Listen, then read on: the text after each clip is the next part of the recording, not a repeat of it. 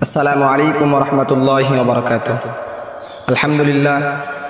الحمد لله وكفى وسلام على عباده الذين اصطفى أما بعد فأعوذ بالله من الشيطان الرجيم. بسم الله الرحمن الرحيم. لن ينال الله لحومها ولا دماؤها ولكن يناله التقوى منكم.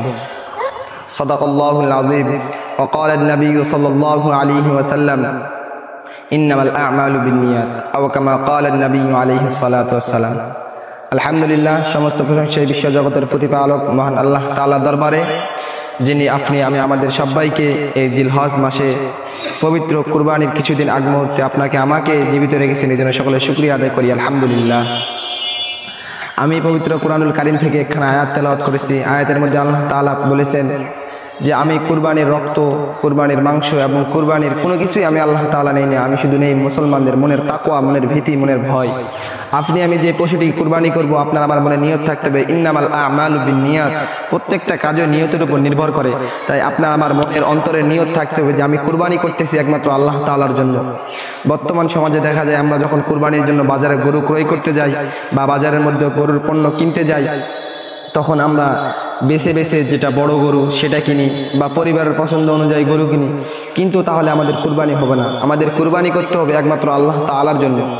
বর্তমানে গরু কিনতে গেলে বলা হয় যে স্যার আপনি ষাঁড়টা কিনেন, তো বলবে না আমি ষাঁড় কিনবো না, পরিবারের লোকজন কেউ ষাঁড়ের মাংস খায় না, ষাঁড়ের মাংস কিনা হবে না, আমাকে বাচ্চি কিনতে হবে। তো আপনি আপনার পরিবারের পরিপ্রেক্ষিতে বা পরিবারের চাহিদা অনুযায়ী কুরবানিটা দিলেন, এখানে মাংস খাওয়ার উদ্দেশ্যে কুরবানি দিলেন, এই কুরবানি তো আপনার আল্লাহ তাআলার দরবারে কবুল হবে না।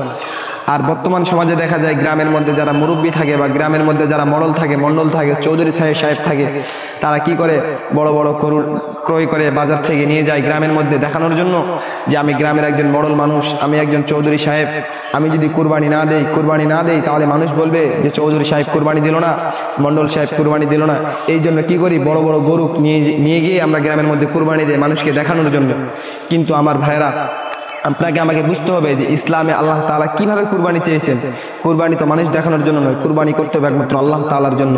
তো যখন আপনার আমার মনে এই ধারণাটা আসে যে কুরবানি না করলে মানুষ আমাদেরকে বলবে যে চৌধুরী সাহেব কুরবানি দিল না, আর যখন আপনি আমি যখন নামাজ না পড়ি, 5 ওয়াক্ত নামাজ আল্লাহ তাআলা ফরজ করেছেন, রোজাকে আল্লাহ তাআলা ফরজ করেছেন, যে আপনি আমি রোজা করি না, নামাজ পড়ি না, রোজা নামাজকে বাদ দিয়ে দেই, তখন আপনার আমার মনে অন্তরে একটু ধারণা আসে না যে আমি নামাজকে বাদ দিয়ে দিলাম। আর যখন কুরবানির সময় আসে তখন আপনার আমার মনে ধারণা আসে যে কুরবানি না দিলে মানুষ আমাকে কি বলবে। তো কাজে আমাদের মনের যে নিয়ত আছে, এই নিয়তটাকে আমাদেরকে শুদ্ধ করতে হবে, বিশুদ্ধ নিয়তেই আমাদেরকে কুরবানি করতে হবে। তো কুরবানির বিষয় সম্পর্কে আমি ছোট্ট মানুষ, যতটুকু জানি ততটুকু বললাম। যদি আমার কথার মধ্যে কোনো ভুলভ্রান্তি হয় সকলে ক্ষমার দৃষ্টিতে দেখবেন। আর সর্বপরিপ্রেক্ষিতে আমি একটা হাদিস বলতেছি।